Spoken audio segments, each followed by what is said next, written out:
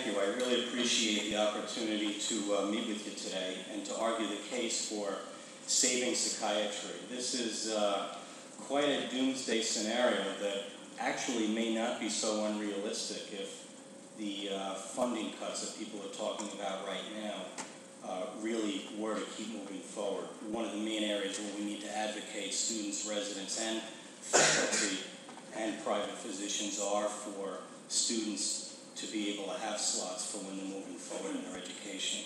I'm a psychiatrist who's in private practice on Long Island, and I'm on the faculty at Stony Brook. And I wanted to describe for you a little bit about my practice, what I do. It's very practice different than some others, but one of the things that happens in medicine is careers unfold how they unfold. Although I'm in private practice, with my faculty appointment, I've always been involved in some teaching and research at Stony Brook in areas of chronic depressions. More recently, even before 9/11, working with emergency responders, cops, firefighters, EMTs, and physicians with stress-related problems. Now, and doing a lot of office-based care, but also involved with some agencies to assist responders outside of the office, and then teaching and research at Stony Brook. A psychiatrist is a physician who should be able to address problems, not just disorders, but problems related to mood, thought, behavior, or perception. And that goes way beyond so-called diagnosed psychiatric illnesses. And one of the things I really want you to take home today is that psychiatric difficulties are universal, they are very common, they are very treatable, yet most people don't get treatment. About 1/3 of the people who see any primary care physician on any given day have a treatable psychiatric problem. Depression, anxiety, substance use disorders, drug or alcohol problems. And it's actually a smaller percentage that have the image that you think I only see: schizophrenia, bipolar disorder, more serious disabling psychotic illnesses. That's actually a smaller percentage of what's out there. Problem is, most people can't see a psychiatrist. Most, if they get care at all, it's through their primary care doctor. There's already a shortage of psychiatrists. And that's true in New York State, that's true in the downstate area. On Long Island, if you go on the East End, Stony Brook is in Suffolk County, there's a great shortage of psychiatrists. Patients are waiting 2 to 3 months to get into state clinics, county clinics, not-for-profit community mental health centers, waiting 2 to 3 months to get into a private psychiatrist's office if they're lucky enough to find someone who takes their insurance. You might be aware that Medicare has some demonstration projects using telemedicine for underserved rural areas. It's so bad on the east end of Long Island, there are primary care practices that liaison with psychiatrists through telemedicine to treat geriatric illnesses, which are ubiquitous, common, very common: depression, anxiety, dementia-related disorders on the east end of Long Island. So the shortage is already there before we start closing programs.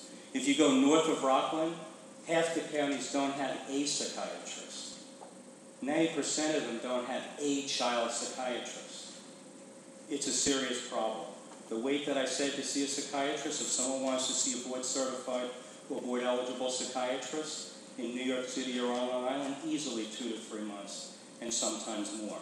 So the problems are already there. In any hospital, medical surgical hospital, 25 to 30% of the patients have an active substance use disorder, alcohol or other substance use disorder. Another 25% have a treatable psychiatric illness, depression or anxiety, and then sometimes those severe and persistent chronic disabling psychiatric illnesses. Half of them overlap.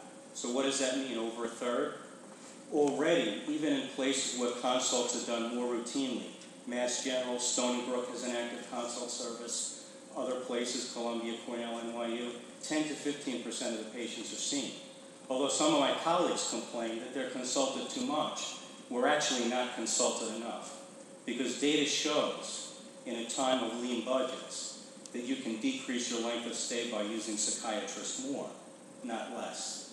Now, if we look at healthcare disparities and people with chronic illnesses and lacking access to care, that 4% of the population that has a serious and persistent mental illness actually takes up a huge percentage, about 1/3 of the Medicaid budget in New York State.